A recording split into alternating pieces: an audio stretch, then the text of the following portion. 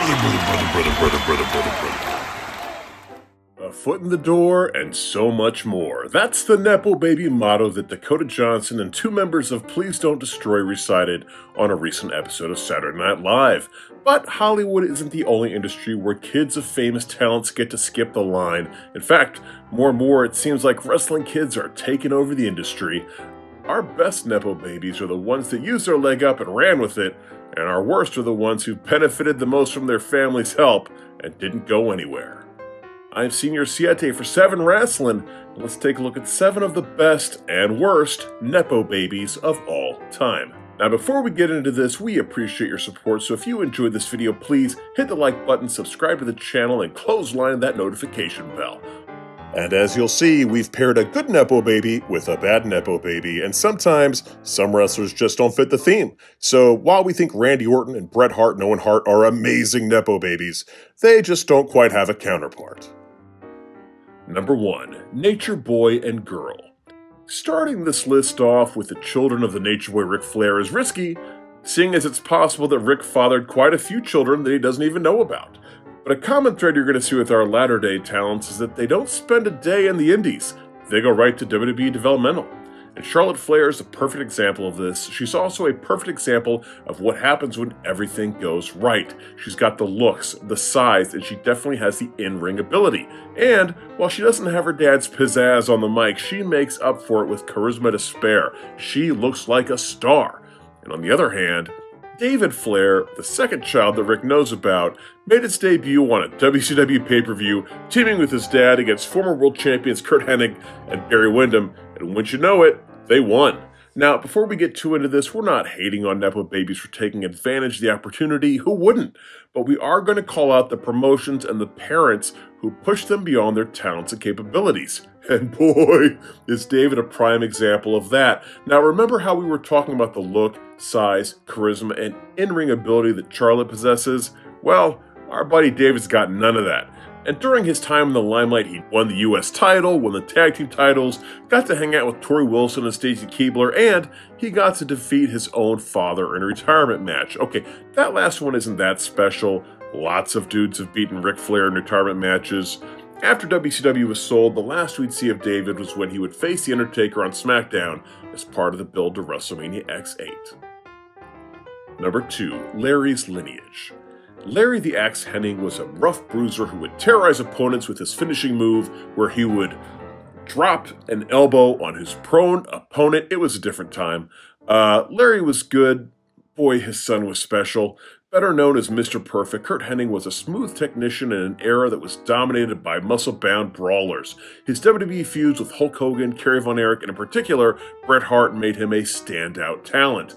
And after an injury that was believed to end his career, Curt would have a second act that was arguably better than the first, having standout matches once again with Bret Hart and also Ric Flair. To this day, there are many who will argue that Curt Hennig is the best WWE wrestler to have never won the WWE title. And his son, Joe Hennig?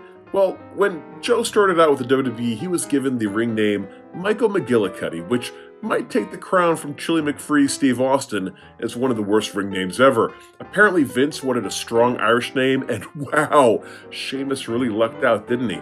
Anyhow, when the name didn't set the world on fire, they changed it to Curtis Axel, a combination of the names of his father and his grandfather, which, considering how well that worked for Rocky Maivia, they should have known better. At the end of the day, it wouldn't have mattered what they called him because Joe just didn't have it. Even with Paul Heyman as his manager, wins over Triple H, Chris Jericho, and John Cena, and the Intercontinental title, he just wasn't the guy. He would enjoy limited success as part of a comedy tag team with fellow Nepo Baby Bo Dallas. They even found themselves with the WWE Raw tag team titles. Curtis would never show the spark that makes a WWE superstar, but he did enjoy a 13-year run with the company, so at least he made the most out of it. Number 3. The Promoter's Kid. If you intentionally clicked on a pro wrestling themed video, the odds are pretty good that you don't need an introduction to the American Dream Dusty Rhodes. But we're going to give you one anyway, screw it. Son of a Plumber was one of the biggest stars in the 70s and 80s, and when he was given the booking duties of WCW, he didn't hesitate to try to make his son Dustin a real big deal. Dustin's run in WCW saw him claim both the World Tag Team titles with Ricky Steamboat and the United States Championship, and nobody was particularly psyched about it because it was clear the kid just didn't have the charisma that his father possessed. However, unlike most Nepo babies, Dustin would branch off from his parent to prove himself. Joining the WWE in 1995, Dustin would perform as the character Goldust, and while society might frown on some of the gay panic characteristics that defined the early character, well, he was definitely trying something different. From Goldust to the artist formerly known as Goldust, to Dustin Runnels, to Seven, to Black Reign, he tried it all. When it was all said and done, he successfully stepped out of his father's shadow and proved to be one of the most versatile and unique performers in the business. And on the other side of the promoter's kid's card, Cowboy Bill Watts had a hand in running most of the major promotions at one point or another. He ran WCW, where he weirdly created a rule where it was illegal to jump off the top rope. He even had a run as a booker in WWE. And wouldn't you know it, wherever he went, his son Eric Watts happened to pop up in the same promotion.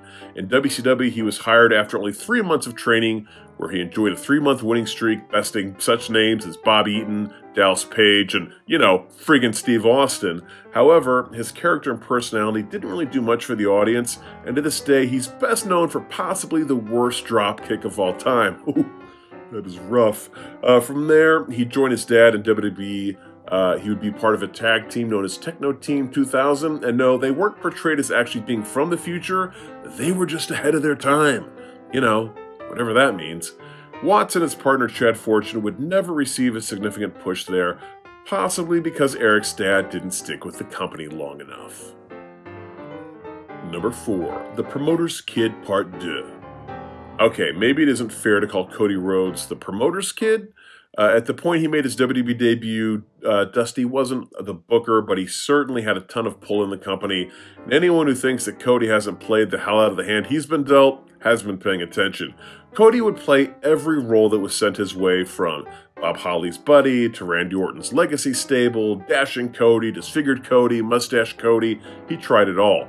And when he was saddled with a gimmick that he saw was going nowhere, he struck out on his own, made a list, and checked it twice. He did every indie show, TNA, New Japan, Ring of Honor. He founded the biggest competitor the WWE has had since WCW died, and put himself in a position where Vince McMahon had to come to him to get him to return to the big show. Cody is the definition of a 5-tool player. He's got the look, he can talk, he can perform, he's got charisma, he has earned everything he's got. And Greg Gagne, son of the legendary world champion and AEW owner Vern Gagne, well, no tools. Not one. Not a tool. And maybe that's a little harsh. He seemed like a nice enough guy, but let's be honest here, he looks like a dad, just like a wrestling dad.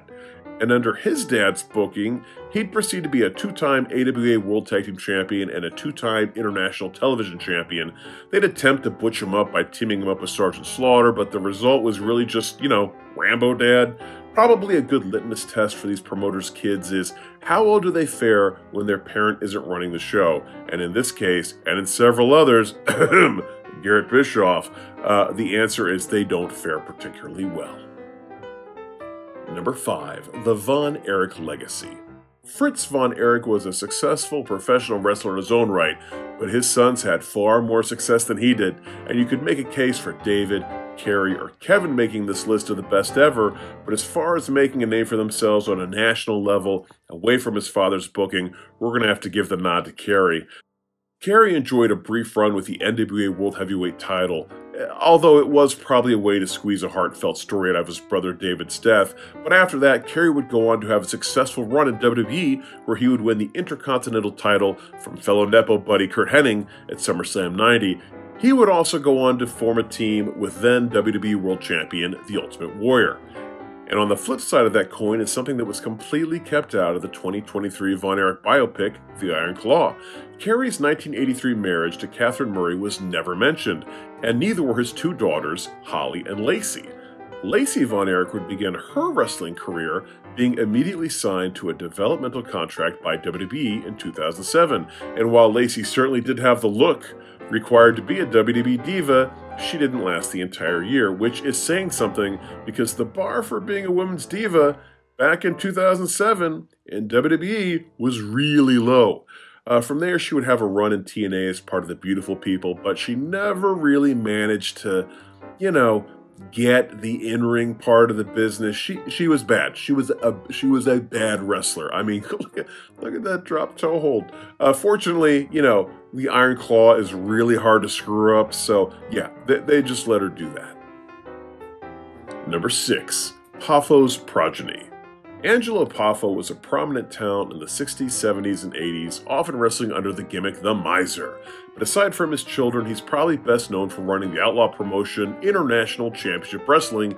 It was in that organization where Poffo would push his 2 biggest stars. The first one is an easy entry into our list of the best second-generation stars of all time, and he's arguably one of the 10 most recognizable professional wrestlers on the planet.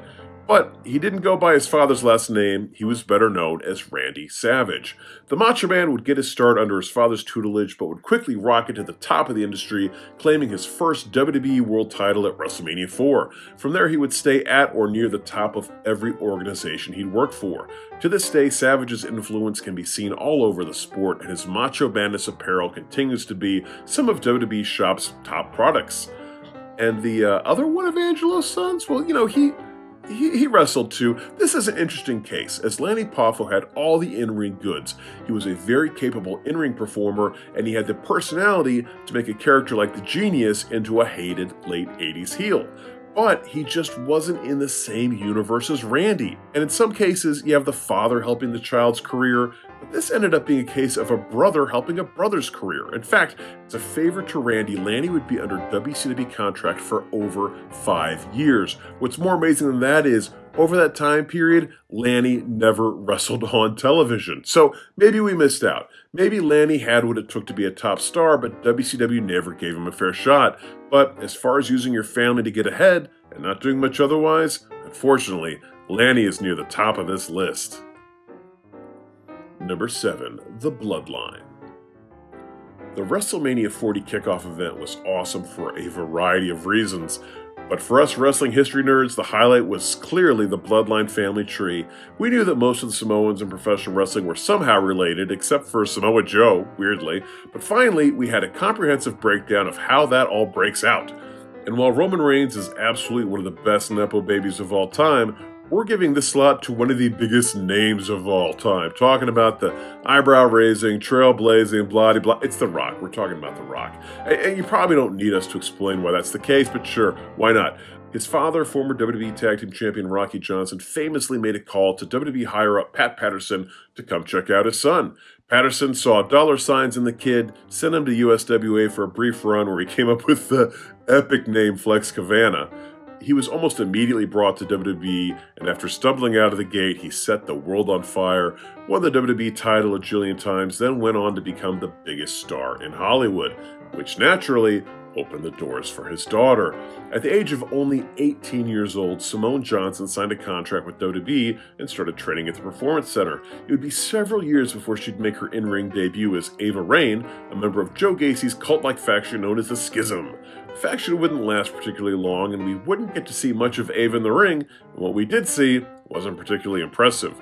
From there, she became a backstage personality until she was named the newest NXT General Manager at the beginning of 2024. The youngest person to ever be assigned such a role. You know, it would be wildly unfair to make any judgments about Ava and her future career at this point. You know, she's only 23 years old, but to say that being The Rock's daughter hasn't afforded her an insane level of opportunities relative to her talent and charisma, well, that would certainly be a cause for some eyebrow raising. Well, there's our list. Did we forget any other prominent Nepo babies? If so, leave them in the comment section below. Also, like this video, subscribe to the channel, and rock bottom that notification bell. Until next time, I'm Senior Siete for Savin Wrestling saying bye-bye.